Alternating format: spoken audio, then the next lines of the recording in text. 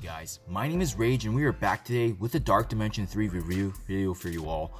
In today's video, I'm going to be walking through some tips, tricks, as well as mistakes I've made in the past that I'm hoping to share with you guys, especially for those of you that are preparing for Dark Dimension 3.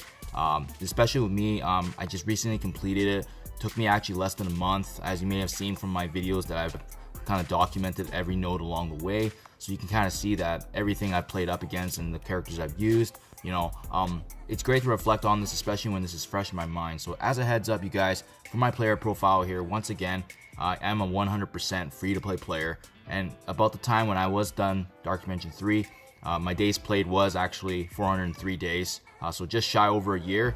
In addition to that, my collection power was a little over 4.4 million.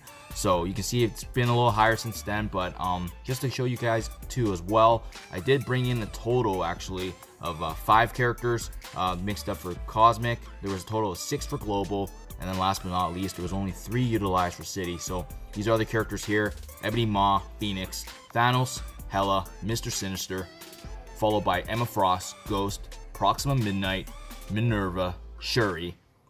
Next we got Black Widow, and then the 3 that fills up my city was Anti-Venom, Symbiote Spider-Man, and Carnage.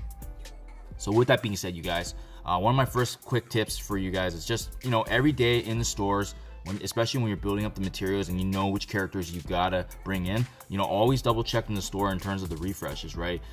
Whether it be the materials here, but the really big thing is I still keep an eye out for the superior mini uniques right here, because of the fact that they're so limited in the game. You can only usually get them in the store, and they're not exactly farmable. So I'm talking about the titanium alloy, the alien spore. So you can see whenever they do pop up in the store, you bet I take advantage of them.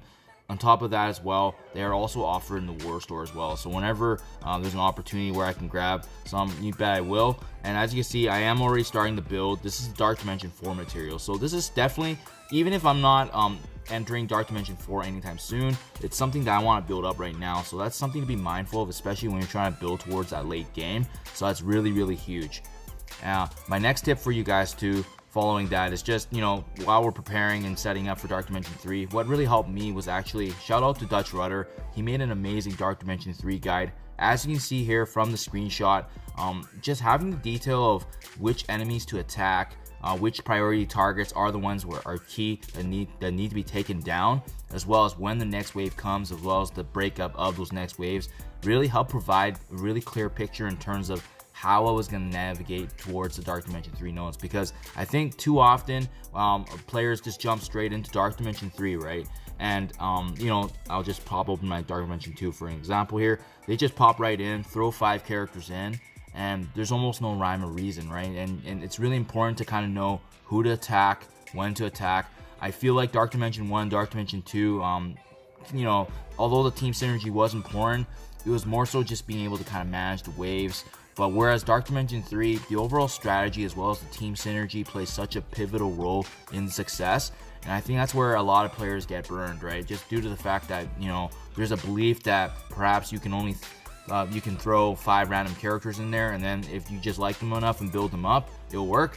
Unfortunately for the case in Dark Dimension 3, it's not the situation. Team synergy does matter. I can't stress that enough. That's why, even despite me playing this long in the game, I did only bring in those characters that I was planning to use in Dark Dimension 3. And to be honest with you, a lot of them were utilized in my Dark Dimension 2 as well. So I found very efficient value there. On top of that, I'm already thinking in the mindset of which of these characters am I bringing into Dark Dimension 4, and that's actually what built up my my stronger reasoning for bringing these guys originally into Dark Dimension 3. So just having that kind of mindset, especially when you don't pay anything in the game. For myself, I have to maximize on those efficiencies. So that's really what kind of formulated the basis for the characters I chose. With that being said, you guys, you're going to notice here in Dark Dimension 3 that it is broken up into 4 sections, right? The initial 4 nodes is free-for-all, where you can bring in a combination of global, city, as well as cosmic characters. Followed by that, it is going to be global for 4 nodes. And then following global, it is cosmic, led by, last but not least, the city nodes. So I do see this with other players as well, where the moment they can build up a character, they will, and that's fine, right? But the only downside is if you bring up a character too quickly or too early, for instance, say like I brought my symbiote Spider-Man into the first 4 nodes, that's okay. But the problem there is after you utilize the symbiote roster for those first 4 nodes, they're pretty much sitting on the bench until you get back to the city node. So I do see that issue. That's particularly why the first characters I actually brought to tier 14 was actually mainly my global characters. So that included Emma Frost, Mr. Sinister, then later on Shuri, as well as Black Widow, and then Phoenix was actually my last global character. But with that being said here, the point I'm trying to raise is that you really do want to kind of bring in a higher focus on the cosmic and global characters before you bring in city, just due to the fact that there is an order to this madness, right? Although it's kind of misleading at the very beginning of Dark Dimension 3 where you can just bring in any character, that's where potentially it can set a lot of players back. Say for instance, I brought in Carnage and Symbiote Spider-Man in the initial 4. Although they would be extremely effective for those first 4 nodes, following that, they're going to be benched later on, and with how high these low tier 14 materials are, it may actually prevent you from being able to bring up other characters if I brought Carnage and Symbiote Spider-Man at the beginning. So that's why it's important to have that focus. I think it's healthy to have a good focus of cosmic as well as global at the beginning, then followed by the city characters. So for me, I actually didn't even bring up any of my symbiote roster characters until I was actually done following the cosmic nodes. So it was just me about planning and just seeing that foresight, having that foresight, and that really was able to create some really good efficiencies for me. And you bet this same strategy is definitely going to be applied for Dark Dimension 4, because with Dark Dimension 4, the legendary characters are used at the very end. So the similar strategy is going to apply, where I'm likely going to have to bring up my legendary characters to T15 at the nearing the end of the cosmic nodes and the city nodes when I'm wrapping those up. Next, you guys, another important point to bring up too is it's quite alright. I think a lot of players go in with the perfect team and whatnot, and that's okay. But just keep in mind, Dark Dimension 3 is completely different from Dark Dimension 2. You can throw 5 characters in and still make a meaningful attempt when you go in. But with Dark Dimension 3, a key point is it's okay to have sacrifice attempts. And what I mean by that is just throwing 5 characters in there to really soak up the ultimates and the damages from Dark Dimension 3 enemies, and just having a sacrifice round and then trying the next day, or if you wish, you can do the power core refreshes to actually go again. Because sometimes I know there's like a lot of videos out there of amazing content creators in the one-shot nodes, but for us, especially when we're doing our first round and our first attempt through Dark Dimension 3, we're thinking we can repeat that performance, and that's not the realistic situation. Sometimes our team just isn't built. Like, I'll give you an example here. My Ghost, she was only a 3 yellow when she went into Dark Dimension 3, and she could easily get wiped out if the wrong attack was on her. My Black Widow, same situation. She's still a 5 yellow here, right? I can bring her up now, but she was a 5 yellow 3 red. She was extremely squishy, so that's why having those sacrifice rounds is extremely important to kind of set up the stage for the next wave. That when you reattempt it, you're gonna have all your abilities still up. And while they already utilized it, so that way you're actually preventing that wipeout at the very beginning and causing you further frustration. Another beautiful tip I actually learned later on as I was progressing was the fact that you can actually space out your characters in the preset teams. So I know sometimes this is something I actually didn't even realize, so thank you to the guys that pointed out to me on my channel. But you can set up a team here, such as for instance, very bottom here, you can see my roster of Mr. Sinister, Emma Frost, and Ghost. And then you have the Thing and then Mr. Fantastic, who aren't leveled on my roster. But having this kind of setup is beautiful, because you can basically have a formation here where you see that they're each separated here, right? Because especially if you only have 3 or 4 characters in Dark Dimension 3 that you can utilize, use the space in between, because this is what it's going to do. I'm going to show you now in Dark Dimension 2, just because I don't want to start my timed run for Dark Dimension 3. If I jump in here and I go to that preset team now at the very bottom, because Mr. Fantastic and the Thing aren't viable for Dark Dimension 2, you're going to see here that it just creates a natural space in between, and that's extremely important, especially when you don't have 5 characters. That's extremely important. The formation of the characters really helps, because any kind of chain attacks that would normally apply to Ghost, that would get applied to adjacent next to Ghost, would normally get attacked. But in this situation, because no one's in between that, the chain attack stops right there. The exception, obviously, is whenever an enemy has an AoE attack that just attacks everybody. But by doing this, you really have the opportunity to really kind of protect your team a bit and prevent damage, especially when they were already squishier. So for me, when I started Global, I only had 4 characters, so obviously I took advantage of that space, right? While we're on this topic of positioning, though, another key thing I want to point out is the fact that with these 5 characters, what I've noticed is that position 1 to position 5 are usually the guys that get attacked the least, just due to the fact that they only have one connecting point. So Hela and Anti-Venom get attacked the least, so you really do want your most prized and valued characters on the end. So what happened with me is when I was going through, you would almost always see my Minerva on the one corner, right? And then what I find also as well is the characters in the middle generally get attacked the most.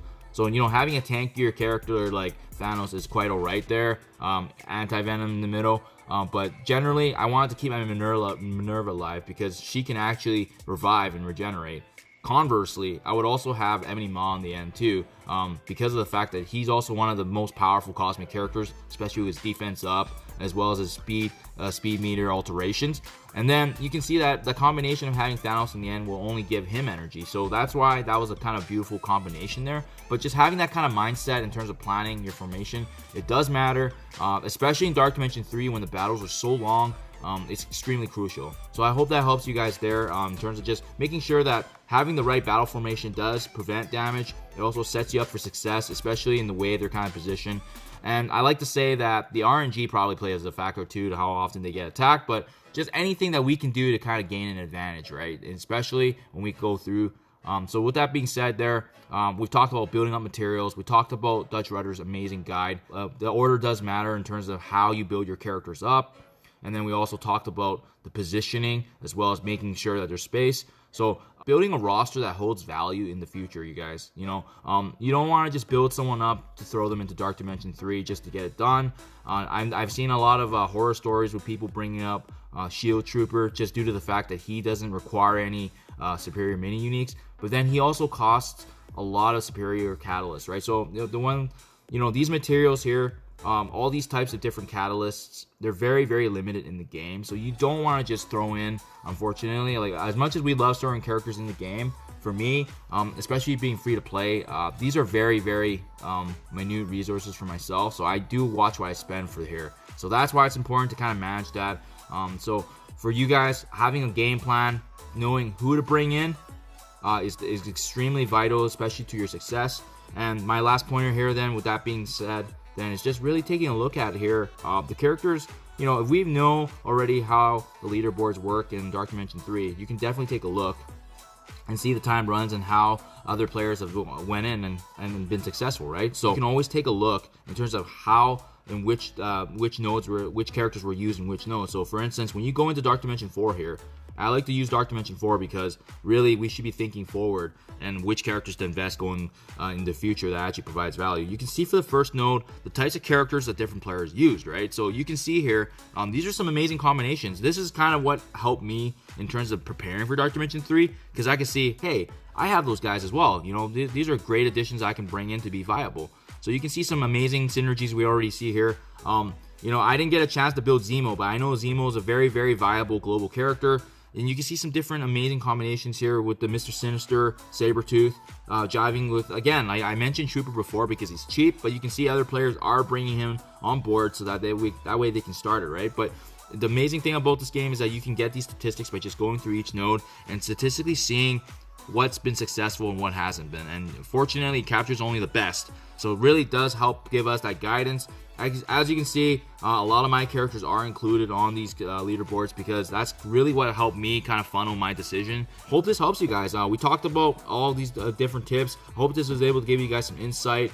These are just mistakes I made as well, but as I was learning, I was making notes of it and hoping to share this with you guys. So I do appreciate you guys checking out my videos and my channel. I hope this was able to show you a little bit of insight here in terms of what goes on through my mind as I was preparing.